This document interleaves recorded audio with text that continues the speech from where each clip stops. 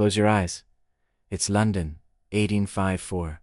The lamps burn dimly, through a veil of fog that isn't fog at all. It's heavier, thick, yellow, almost oily, the kind of air that tastes like iron and burns the back of your throat when you breathe it in. The people call it pea soup fog. But this soup is made not of peas. It's made of poison. You stand on a cobblestone street near the Thames. Gas lamps flicker through the haze like dying candles in a cathedral. Horaces, cough. The driver shouts, his voice muffled by the thick air. You can't see more than a few meters ahead. The smell is overwhelming. A mixture of soot, rot, smoke, and human waste. Every breath feels like swallowing dust and ash. This is the heart of the greatest city on earth, or so the Victorians proudly claim. But beneath the pride, beneath the glittering empire and the endless progress of the industrial age, London hides something darker. Its very air, the breath of its millions, is slowly killing them. You hear the slow tolling of a church bell. It echoes through the fog like a warning. Somewhere in the distance, a steam engine whistles, and black smoke spills from its chimney, merging with the gray sky. The city never sleeps. The factories hum all night. The furnaces burn, and the poor huddle in damp basements, coughing, shivering, praying the morning comes with a little more light, a little less soot. But this isn't just a story about fog. It's about fear. The fear of the unseen. The air itself had become an enemy in 19th century London. The Industrial Revolution was transforming everything faster than anyone could understand. Coal was the lifeblood of the empire. It powered the factories, the ships, the trains, the lamps. It was the symbol of progress, of wealth, of human mastery over nature. But every ton of coal burned released something invisible and deadly. Sulfur dioxide, soot, carbon particles, arsenic, lead. These drifted through the streets and seeped into every home. The poorer your neighborhood, the worse the air. In the East End, where the workers lived, Whitechapel, Bethnal Green, you could wipe your finger along a windowsill and leave a black mark like charcoal. Children grew up with lungs coated in soot before they could even read. Doctors began noticing strange patterns. People were dying younger. Coughs that never healed. Lungs filled with fluid. And yet, few understood what was happening. Germ theory was still new. Many still believed bad smells. Miasmas caused disease, and in a way, they were right. The stench of the Thames and the coal smoke were killing people, though not exactly in the way they imagined. It's late evening now. The fog has thickened. You walk toward the river, where barges move slowly through the haze, guided by lanterns that glow like floating stars. The water is black and slick, carrying the waste of millions, blood from slaughterhouses, chemicals from tanneries, excrement from homes. The smell makes your eyes water. A man beside you mutters, pulling a scarf across his mouth. "Bad night for the lungs," he says with a grim smile. He's right. Across the city, the same air drifts through drawing rooms and slums alike. In Mayfair, fine ladies complain that the soot ruins their white curtains. In the East End, mothers cradle children, coughing up dark phlegm. The factories keep burning. The city keeps growing. And no one can escape the breath of London. At the same time, something extraordinary is happening. Science is awakening. The 1850s are an age of discovery, of chemistry, medicine, and public health. Men like Michael Faraday, Florence Nightingale, and John Snow are beginning to ask dangerous questions. What if the city itself is sick? And what if its sickness spreads through air and water? In 1858, the great stink will come when the Thames becomes so foul that Parliament itself flees the smell. But for now, in the early 1850s, the poison is still invisible, hidden in the fog. You turn a corner and pass a small boy selling mat. His face is black with soot, his eyes watering. He looks barely 8. He coughs violently, a wet, rasping sound, then smiles, because he has to. 3 for a penny, sir. You give him a coin, though you know it won't help much. He'll sleep tonight in a basement, where the air is thick and still. Tomorrow, he'll wake up coughing again. By the time he's 15, his lungs may already be failing. In the homes of the poor, candles flicker behind filthy windows. The fog creeps inside, coating walls and lungs alike. People stuff rags into cracks, light fires for warmth, not realizing they're adding even more poison to the air. The sound of coughing fills the night like rain. Coal dust settles on every surface, the floor, the bread, the blankets, The city's children breathe it in before they learn their first words. And yet, there's a strange beauty to it all. The glow of lamps through mist, the sound of hooves on wet cobblestones, the faint chime of Big Ben far away. The same air that kills also gives London its mystery, the haunting beauty captured by painters and poets. Charles Dickens will soon write of these streets, describing the fog as though it were a living creature, crawling, rapping, choking, watching. And he'll be right. You pause at the edge of the river. The fog moves slowly, almost like a living thing. You can taste the bitterness of coal in your mouth. Behind you, the city breathes millions of lungs, inhaling the same grey poison. No one yet knows it, but this air will shape history. It will fill hospitals, inspire reforms, and eventually lead to revolutions in public health. It will take decades, and thousands of lives, before people understand that progress, without care, can destroy as much as it creates. In a few decades, London will become the first city to truly confront the invisible enemy in its skies. Scientists will measure particles, invent filters, and build laws to clean the air. But for now, here in the heart of the Victorian Age, no one can imagine a city without smoke. The darkness is part of its soul, and the poison is part of its breath. So breathe softly, as the bells toll midnight. The fog thickens, and the poisoned city sleeps. The fog hasn't lifted. Morning comes quietly, not with sunlight, but with a grey glow that seeps through the smog like diluted milk. London wakes coughing. Carriages roll slowly through streets where you can barely see your own hands. A milkman shouts for customers he cannot see. A lamplighter disappears into the haze, his pole stretching into the clouds. Everything feels muffled, distant, like a dream inside a dream. Coal fires roar in every hearth. Each chimney adds another breath of smoke to the sky. The rooftops vanish under it. The sky itself turns the color of lead. The air tastes of iron and salt, and beneath it, the Thames moves sluggishly, dark, wide, carrying secrets that no one wants to touch. In the fine houses of Westminster, politicians are starting to notice something that ordinary Londoners have lived with for years. The city smells wrong. It's not just unpleasant, it's unbearable. By 1858, the heat of summer turns the Thames into a cauldron of decay. Human waste from 3 million souls pours directly into it every single day. Factories dump dyes, blood, acid, and oil. The tide traps it all near the embankments.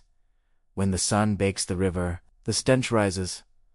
Like a living creature, sweet, rotten, suffocating. Newspapers call it the Great Stink.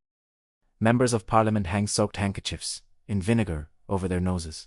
Meetings are suspended. Clerks fined. Curtains are doused with disinfectant. Some suggest relocating Parliament entirely until the air clears. But the truth is, there's nowhere to run. The poison drifts everywhere. You walk along the embankment. The sound of flies hums around you. Barges sit motionless, their crews covering their faces with rags. Children play near the water, barefoot, unaware that the very mist clinging to their skin carries death. Across the river stands a small hospital. Inside, doctors move from bed to bed, treating cholera, typhoid, bronchitis. The smell from the river seeps through the windows. The air inside is barely any better.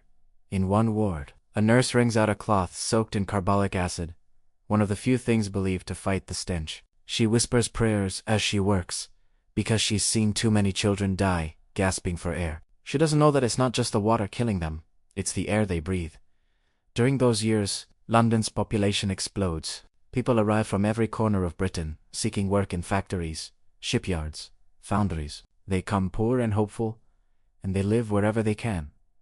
Cellars, stables, damp attics, rooms so small that 10 people might share a single bed.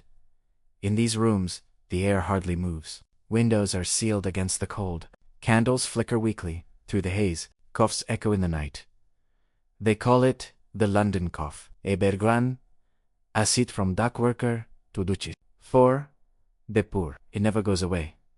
A doctor later writes, the lungs of the working class are black long before their hair turns gray. But, out of the darkness, a few people begin to fight back, not with weapons, but with ideas. John Snow, a physician with calm eyes and steady hands, studies cholera, while others blame the foul air. He suspects the water itself. In 1854, he maps an outbreak in Soho, and discovers that every case clusters around one pump on Broad Street. He removes the pump handle. The outbreak stops. It's the first moment in history when data defeats death.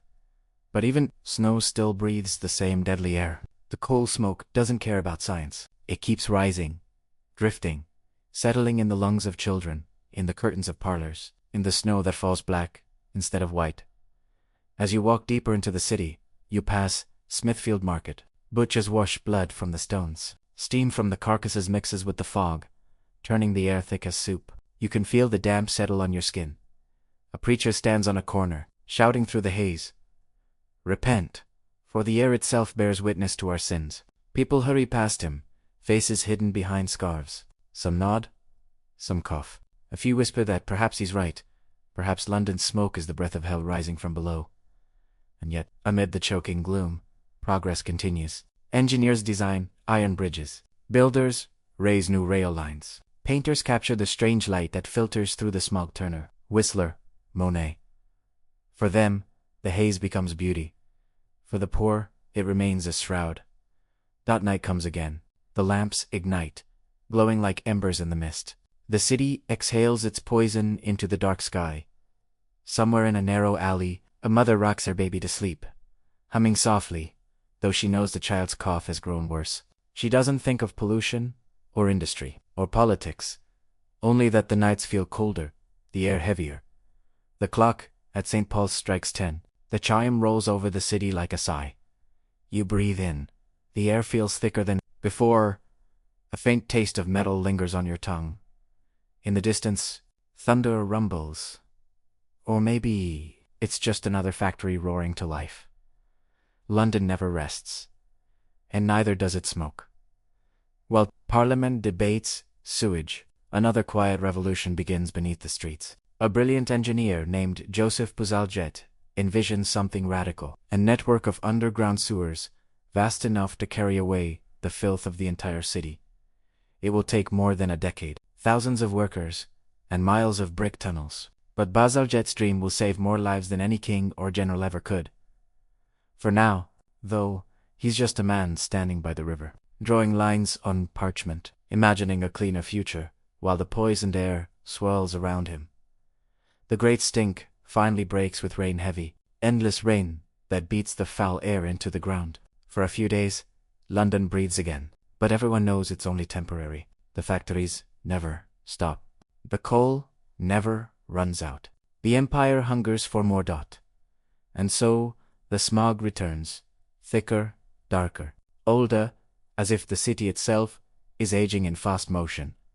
Tonight, as you drift toward sleep, picture it, the ghostly glow of lamps, the slow roll of the river, the whisper of soot falling like snow on rooftops. London breathes in, London breathes out, and each breath is a prayer, wrapped in poison.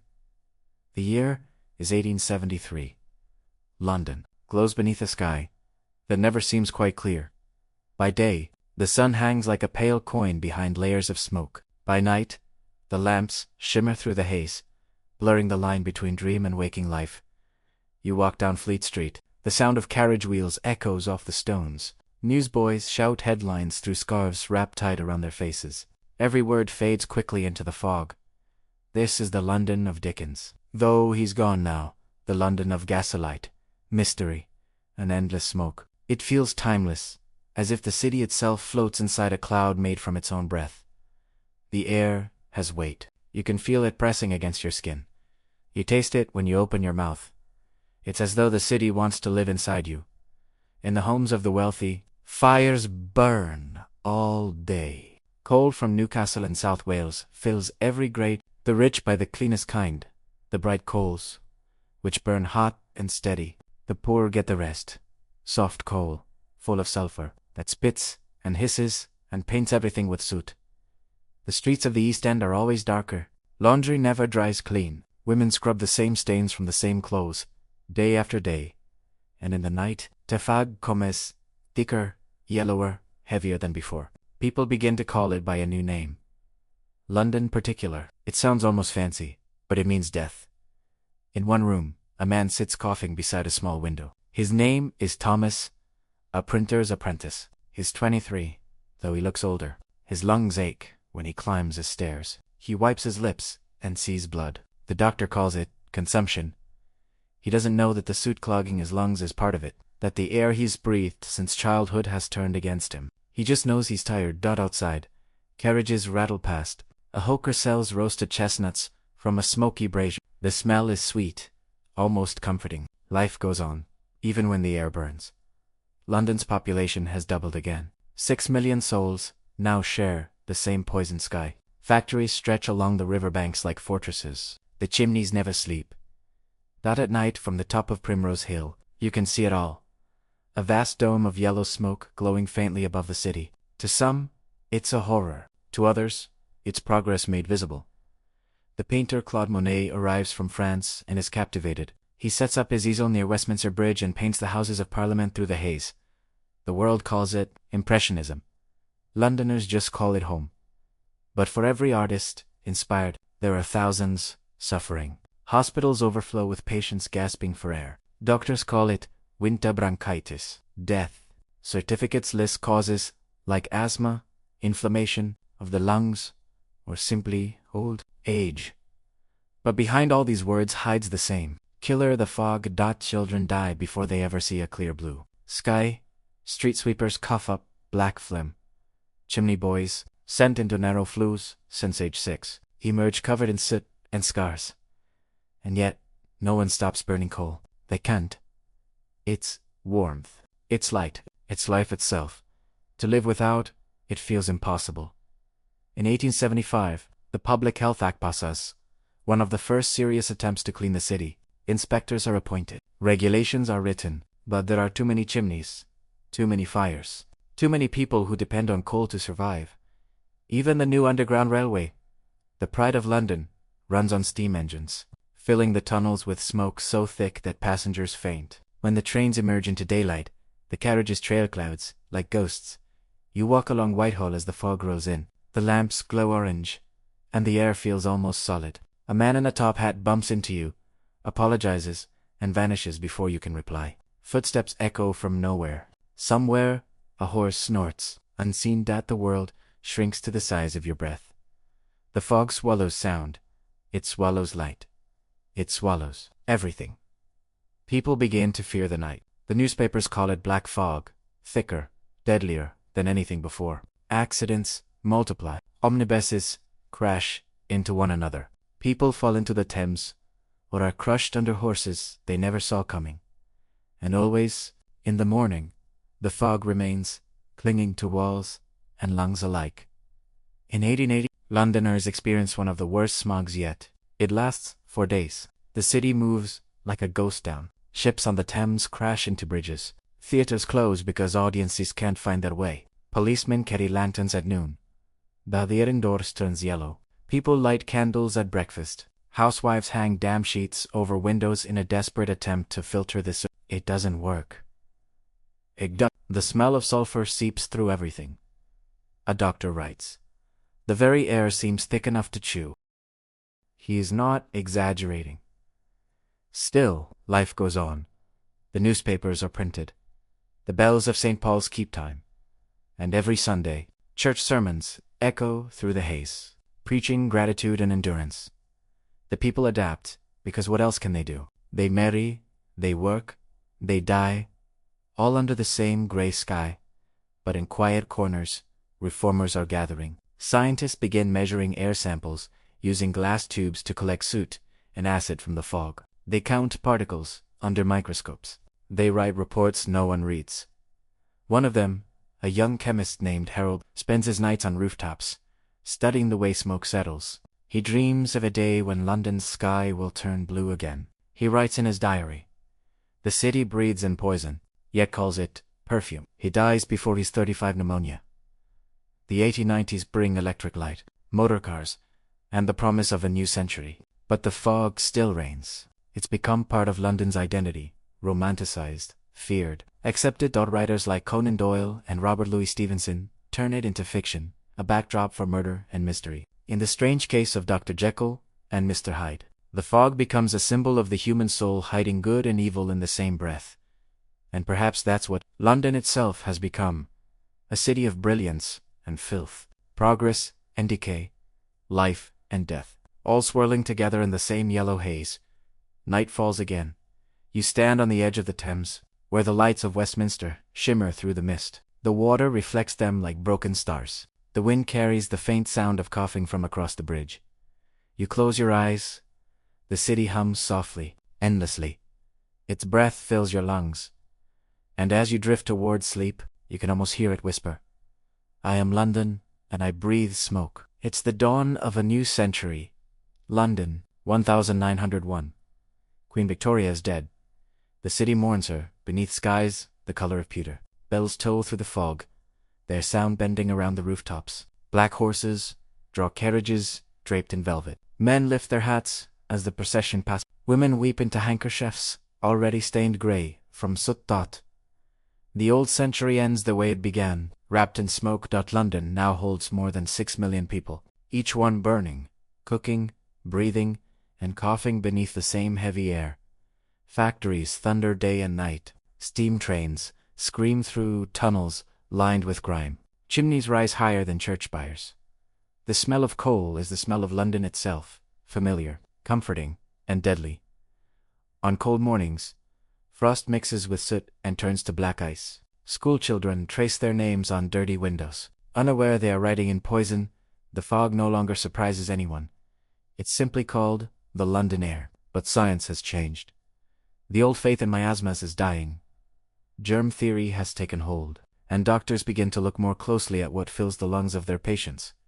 In a small laboratory near Pat, a young pathologist named Lena Hill starts a simple experiment. He leaves open jars on his windowsill during foggy days, then studies the residue under a microscope. What he finds is terrifying.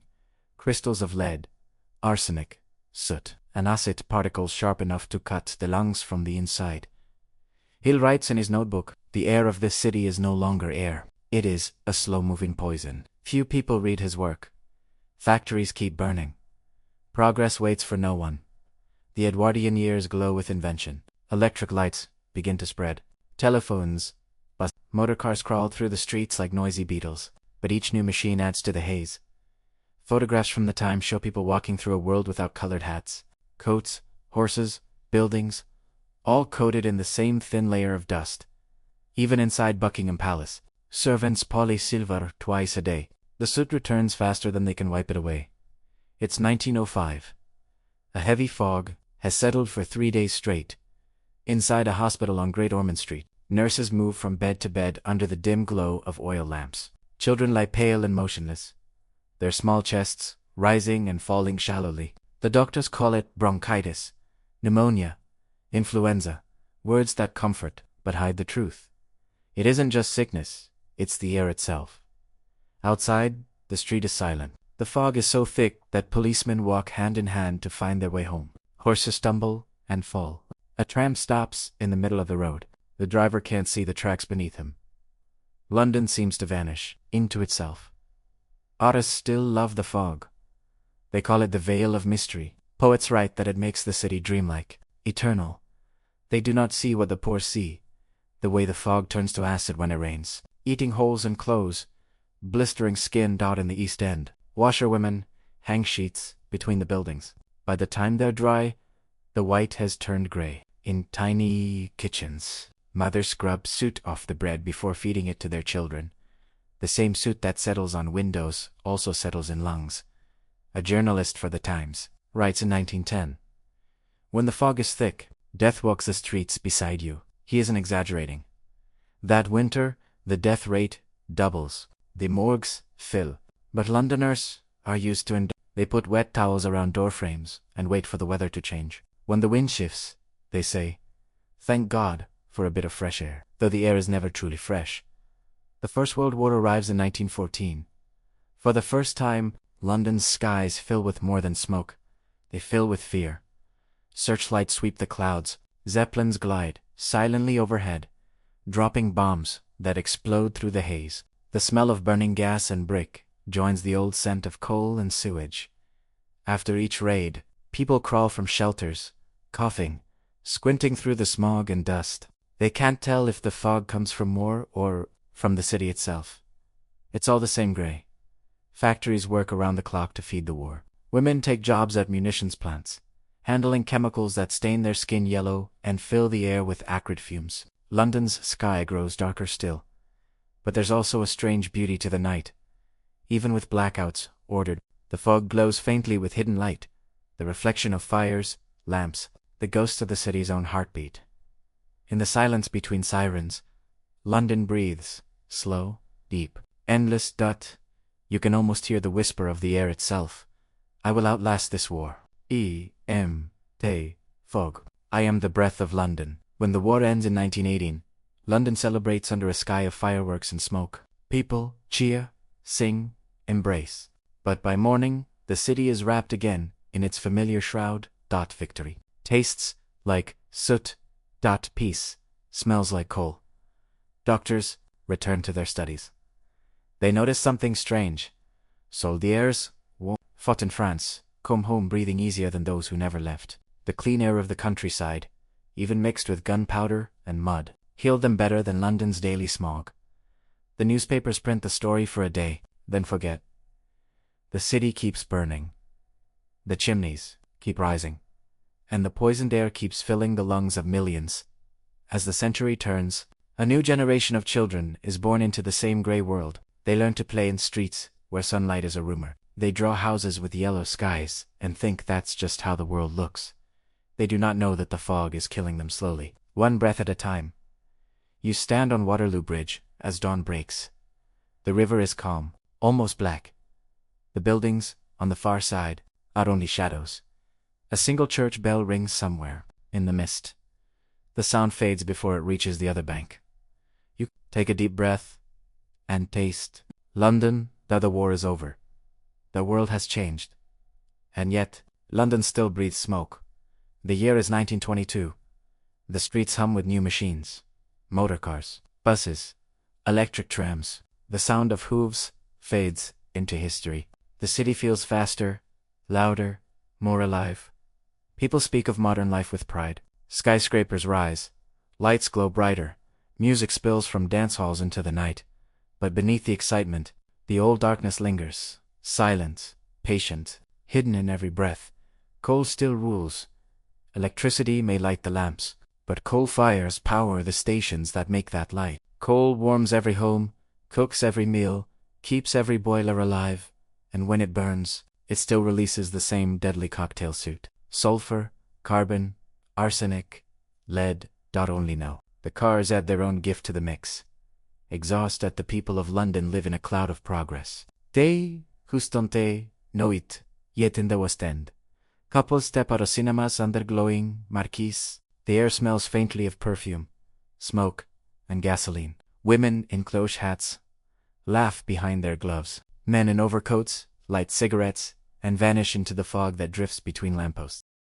In the East End, children chase each other through alleys slick with rain and soot. They cough, spit, wipe black mucus on their sleeves, and keep playing.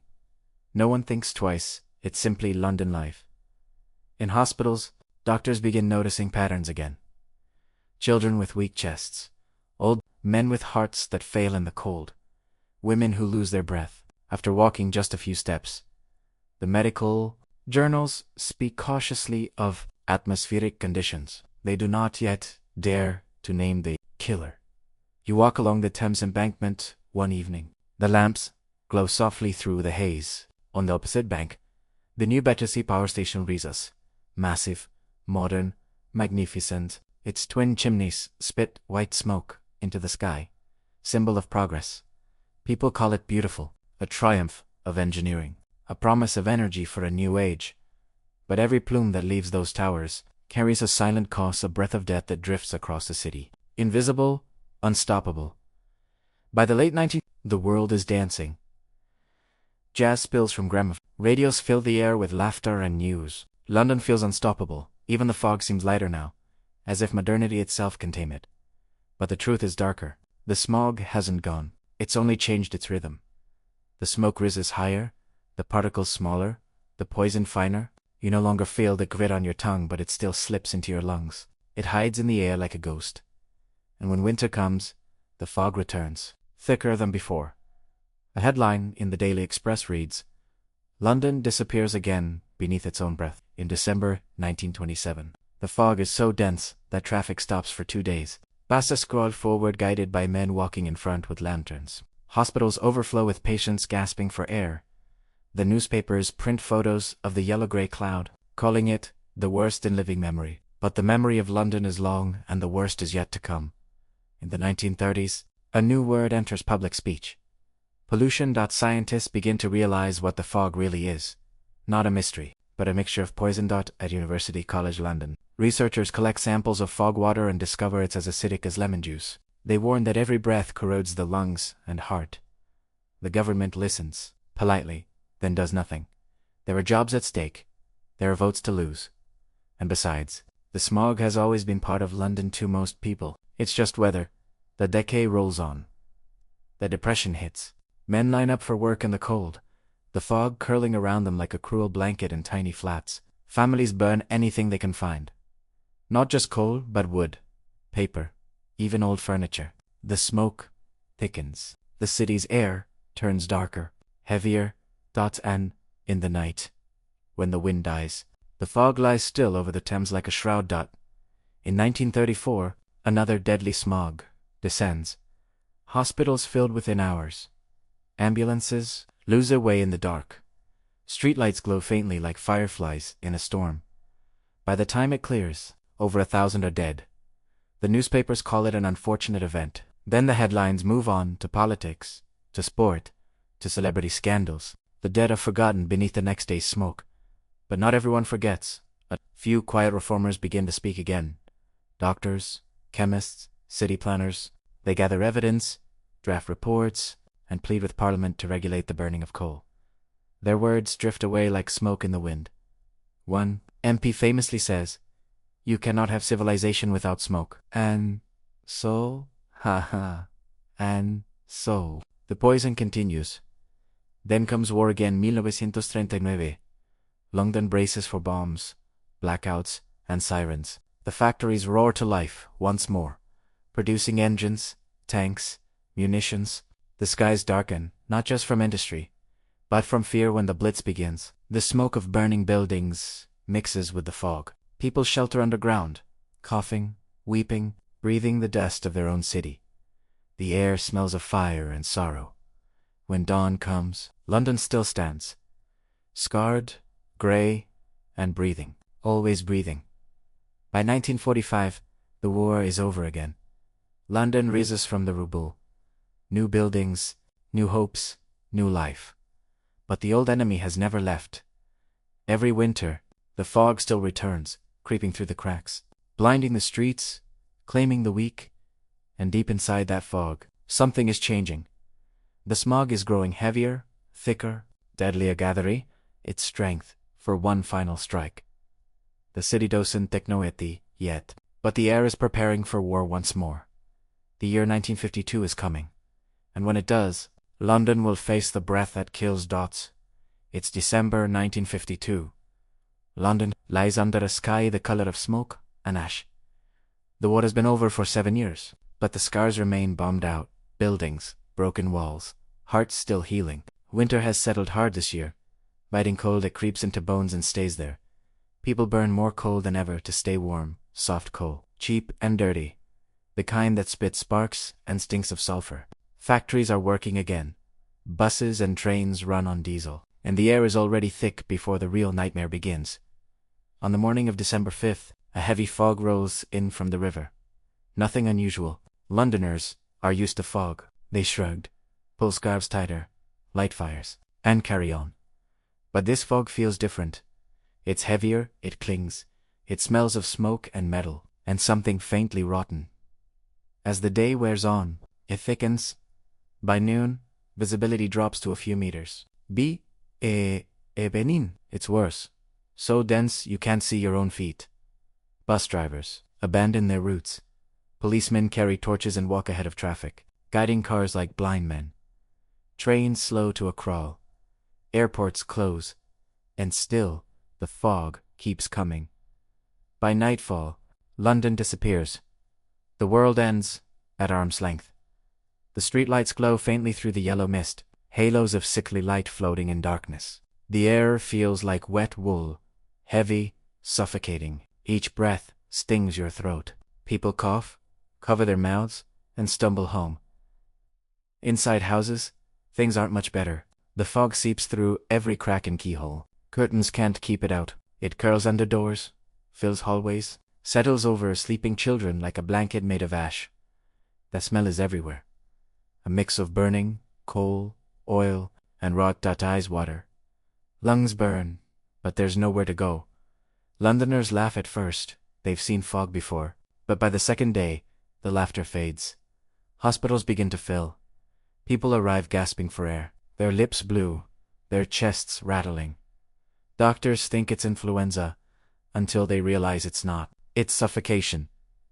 The air itself is killing them. Old people collapse in their chairs. Children cough until they can't breathe. Even the healthy begin to feel tightness in their chests. At the Royal London Hospital, nurses wrap damp towels over their faces and run between wards. By Sunday, there aren't enough beds. By Monday, there aren't enough coffins. Outside, the fog grows darker. At night, it turns black. People can't see the ground. Horses panic, crashing into lampposts. Drivers abandon their cars and feel their way along walls. Buses stop mid. Passengers walking home hand in hand, guided by touch. One man walks straight into the Thames and never comes back. In the theatres, the audiences coughed so violently that performances are cancelled. Even funerals are postponed. The hearses can't find their way to the cemeteries. The city has become blind and silent, except for the coughing. By December 7th, London is dying. The fog has mixed with the smoke of 1,000,000 chimneys and turned into something thick and acidic. Inside it are sulfur dioxide, nitrogen, oxide, and fiend soot, a deadly cocktail of poison. When people breathe it in, it turns to sulfuric acid inside their lungs. Their airways swell, their hearts strain. The young, the old, the weak, they fall first. One doctor later says, "It was as though a knife had been driven into the chest of the city." The newspapers stay quiet at first. The government calls it a weather event. But doctors know better. In the mortuaries, bodies pile up faster than they can be buried. Morgues overflow. Coffins line the hallways. No one knows how many have died. Not yet. The fog refuses to lift. 4 days pass. Then 5. And finally, on December 9th, a wind rises from the east. It pushes the fog slowly, painfully, out to sea. The light returns. When the sun breaks through, the city looks normal again. But London will never forget what it saw, or rather, what it couldn't see. In the weeks that follow, the truth begins to emerge. At first, officials estimate a few hundred dead, then a few thousand. But the numbers keep climbing. 4,000. 6,000. 8,000. Modern estimates suggest as many as 12,000 people died in those few days, and over 100,000 fell seriously ill. Not from bombs, not from disease, but from the air they breathed. Photographs from the time show shadows moving through walls of yellow smoke. Policemen with masks, children holding hands, faces pale in the gloom. People remember how it smelled like fire and sickness. They remember the silence, how sound itself seemed swallowed by the fog. And they remember the fear that even inside their homes, they weren't safe. One survivor later said, "The fog came into our house, into our war beds, into our lungs. You couldn't shut it out. You could only wait." When Parliament finally meets to discuss it, the politicians sit in stunned silence. The old excuse that smoke is the price of progress no longer sounds noble. The people demand change, and this time change finally comes. In 1956, 4 years after the Great Smog, Britain passes the Clean Air Act, the first law in history to ban coal burning in city centers. Smokeless fuels are introduced, chimneys are redesigned. The old London air begins, slowly, to clear. Not completely. Not forever, but enough to let the sun return. Still, for those who lived through that week, the memory never fades. They remember how the air turned solid, how the city itself seemed to choke, how the simplest act of life became an act of survival. You stand now on the same riverbank. Many years later, the Thames flows quietly beneath you. The lamps shine bright and clean. The air feels light, cool, alive. You close your eyes and imagine that, December again, the darkness, the silence, the taste of ash. Then you take a deep breath of the present and let it go. London breathes again, but it will never forget the days it almost didn't. The year is 1960. A new wind moves through London, cleaner, lighter, uncertain. The great smog is over, but its shadow lingers in every memory, every photograph, every breath of those who survived. The horror of 1952 changed something deep inside the city's soul. No longer could smoke be called progress, that no longer could fog be romantic. London had learned that beauty built on poison always carries a price. The Clean Air Act of 1956 begins to take effect, slowly, painfully. Smokeless fuels appear in shops, cleaner coals, coke, gas, chimneys are rebuilt. Factories move outside the city. The smell of sulfur fades from the streets. The air grows thinner, paler. For the first time in centuries, Londoners begin to see the sky again. Children, who once drew yellow clouds with crayons, now look up and see something new. Blue. But the healing is slow. Old habits die harder than smog. In the poorer districts, people still burn what they can afford. Soft coal, scraps of wood, even old furniture. Regulations are ignored. Inspectors scarce. The air may be lighter, but the lungs of the city still bear scars. Doctors continue to see the same illnesses: bronchitis, asthma, heart disease, but fewer than before. The death rates fall, a little each year. The change is real, but fragile. By the mid-1960s, London feels reborn. The Beatles are playing. The streets are alive with color, fashion, music, rebellion. The city that once choked on its own smoke is now the capital of youth. Cafes spill out onto pavements, where, just a decade earlier, fog would have hidden every face. Neon lights reflect off clean glass windows. Cars gleam. People smile more. But even as the fog retreats, a new kind of danger begins to rise, invisible, silent, modern. Exhaust. That new smoke of the age. Motor cars fill the streets, now shiny, noisy, unstoppable. The soot may be gone, but the fumes remain. Carbon monoxide, lead, benzene, tiny particles you can't see, but still breathe. Scientists warn that the air is changing again, not dark, but toxic all the same. The enemy has simply evolved. One newspaper writes, "We have traded smoke for poison we cannot see." But after decades of darkness, people aren't ready to hear it. They want to believe the air is healed. On the riverbanks, new glass towers rise. The old coal barges vanish. The cranes of rebuilding London fill the skyline. The smell of burning coal is replaced by the sharp temps of oil and wet concrete. Progress hums again, quieter, sleeker. London is entering the modern age. You walk down Oxford Street in 1972. It's rush hour. The lights of cars and buses blur into streams of color through the evening drizzle you breathe in. And though the air feels clear, there's a faint bitterness on your tongue. It's not smoke, it's exhaust. No soot on your coat now, no black stains on your curtains, but your lungs still ache. After a long day in Vesuvius Poissons, the ghosts of industry are still here. In Parliament, a new generation of leaders begins to talk about the environment. For the first time, words like pollution, conservation, climate, and health are spoken together.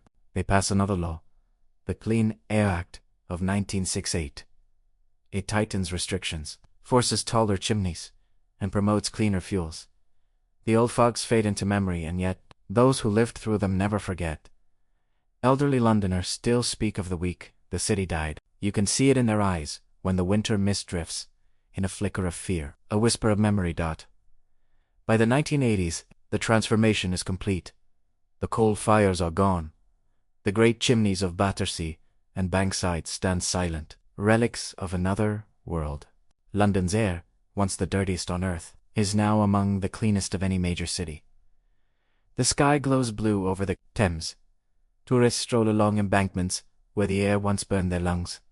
Children play in parks where the fog once smothered grass. The city breathes, truly breathes for the first time in 1,000 years. But history leaves fingerprints. Doctors studying lungs from people who lived through the smog find black scars deep inside. Traces of coal dust, preserved forever. Even decades later, the damage lingers. The air may be clean, but the past still whispers in every breath. One evening, you stand again on Waterloo Bridge. The sun sets gold over St. Paul's, the river glows, calm and clear. For a moment, the wind picks up, carrying a faint echo, the ghost of coal smoke, the memory of fog. It's gone in an instant. But you feel it. The city remembers. And you realize something profound. London has always been alive. It breathes, it suffers, it heals. Just like the people who call it home. The lights of the South Bank shimmer. A bus passes below, its engine humming softly. The air feels cool against your skin. Not perfect, not pure, but gentle. You close your eyes. You listen, and you can almost hear the city whisper, I am still here. I have learned to breathe again. The night is quiet. London glows beneath a silver sky. You stand at the edge of the Thames, and for a moment, everything feels still. The air moves gently around you, clean, cool, alive. It's strange to think that the same river once stank so badly that Parliament fled from it, that the same air once burned the throats of millions. Now, it feels almost pure.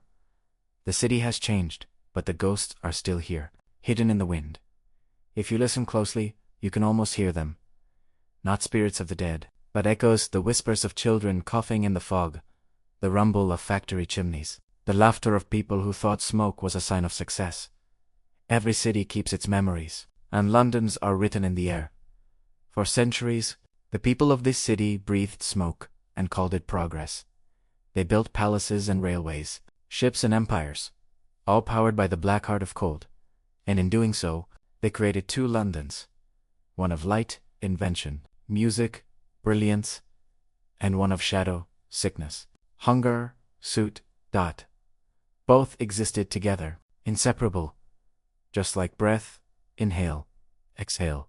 Life and death. Side by side, when the great smog finally lifted, it wasn't only the air that cleared, it was the city's conscience. For the first time, people realized that the world they built could destroy them, not with fire or war, but with something as quiet as a breath. That moment changed everything. It planted the seed of awareness that still grows today in every law, every protest, every scientist studying the sky. You breathe in now, slowly. The air feels light. It carries a faint scent of the river and the city's gardens. It's easy to forget that. Each molecule of air has been here before, passed through lungs of kings and beggars, through the smoke of wars and the silence of plague, through centuries of laughter, fire, fog, and survival. The air itself is a witness older than memory, wiser than any city. Close your eyes for a moment. Imagine the London of the 1800s, the black chimneys, the endless smoke. Then imagine the London of today, open skies, shining bridges, clean water. Between them lies a single truth. Humans learned to see the invisible. They learned that air, the thing they took for granted, could be both a gift and a warning. And in learning that, they changed not just their city, but their destiny in the silence. You hear a train passing far away. A soft, distant hum. You hear footsteps on the bridge, the ripple of the river, the sigh of the wind through trees. These are the sounds of a city that breathes, again, not perfectly, not forever, but with awareness. The fog that once killed now lingers only in stories, paintings, and films. People call it romantic, a symbol of mystery and history. But to those who remember, it was something else entirely. It was death with a face of beauty. And maybe that's what all history is. Lesson hidden inside something we thought was beautiful. You open your eyes, the skyline glitters, St. Paul's, the Shard, the Eye, the bridges glowing across the river like veins of gold. London stands alive, breathing in the 21st century. But deep inside its chest, somewhere beneath the bricks and steel, you can still feel the old lungs, scarred, heavy, but strong. The same lungs that survived plague, fire, war, and smog. The lungs that taught the world to care for air. And as you stand there, breathing softly, you realize something simple. The city is not made of stone or glass, it's made of breath. Every sigh, every whisper, every cough and song and promise ever spoken here, they all mix into the same sky. That is London's soul. Not its towers, not its wealth, but its air, shared by everyone, rich and poor, past and present. You breathe in one last time. The air feels cool against your throat. You exhale slowly. and watch it fade into the night. For a moment, you imagine it drifting, joining the breath of millions before you, floating through the same endless cycle of wind, cloud, rain, and memory. You smile. Because somehow, you feel connected to history, to the city, to everyone who ever breathed before you. And in that connection, there is peace. Because the air that once killed now carries the lesson of survival. It reminds you that healing takes time, that change begins with awareness, and that even the dirtiest breath can become clean again. You whisper softly, to the city, to the past, to yourself. Breathe easy now. You've earned it. I want you to take a slow breath. Inhale and exhale. The story is ending now, but the air around you still moves gentle, invisible, alive. What you're breathing is older than you think. It has drifted across oceans, through forests, over mountains. It has filled the lungs of sailors, workers, children. It has been smoke, fog, perfume, and prayer. And tonight, it's calm. London sleeps beneath you, the river glimmering like liquid glass, the bridges glowing softly, the city murmuring in its sleep. Every window holds a tiny story, a child dreaming, a night worker returning home, someone sitting quietly by the glass, watching the rain. The same air touches them all. The same breath connects them. Close your eyes. Imagine the centuries, breathing in rhythm. The black fog of the 1800s gone. The sulfur stench of the 1950s gone. What remains is resilience. Every age left its mark, and every generation cleaned a little more of the sky. The lesson is simple. An endless air is freedom, air is life, and life, like a city, must be cared for, constantly, tenderly. No empire, no invention, no progress means anything without a breath to sustain it. You can hear the low hum of the city buses gliding, footsteps fading, the faint sound of wind through open windows. It's the heartbeat of survival, a promise that even after centuries of poison, the world can still learn to heal. Think of the people who came before you, the chimney sweep, coughing beneath the yellow sky, the nurse in the great smog, wrapping her face with a towel, the engineer who dreamed of clean air and never saw it. They all breathe through you now. You carry their story. Every time your lungs rise and fall, the fog is gone, but their memory lingers, like perfume. Soft, haunting, beautiful. London no longer hides behind smoke. It stands open to the stars, each one reflected in the calm water of the Thames. The air smells of rain and night and quiet redemption. It is the clean breath of forgiveness. You inhale again. This time, it feels effortless. Light. You feel your chest rise, the air filling you, carrying with it every story this city ever told. You are part of it now, the chain of breath that never ends, that passes from one life to another, that turns survival into memory. The world beyond London waits other cities, other skies, other lessons. But the story always begins the same way, with a breath, and it always ends the same way, too, with gratitude for that breath. So now, let the sound of the city fade. Let your breathing slow. Let the centuries settle softly around you like a blanket of mist. You've walked through smoke and fire, through silence and storm, and come out clean on the other side. The poisoned city has healed, and so have you. The air moves once more, gentle, forgiving, eternal. And as you drift toward sleep, you hear the last whisper of London's voice, soft and calm. Breathe easy, my friend. We've come a long way.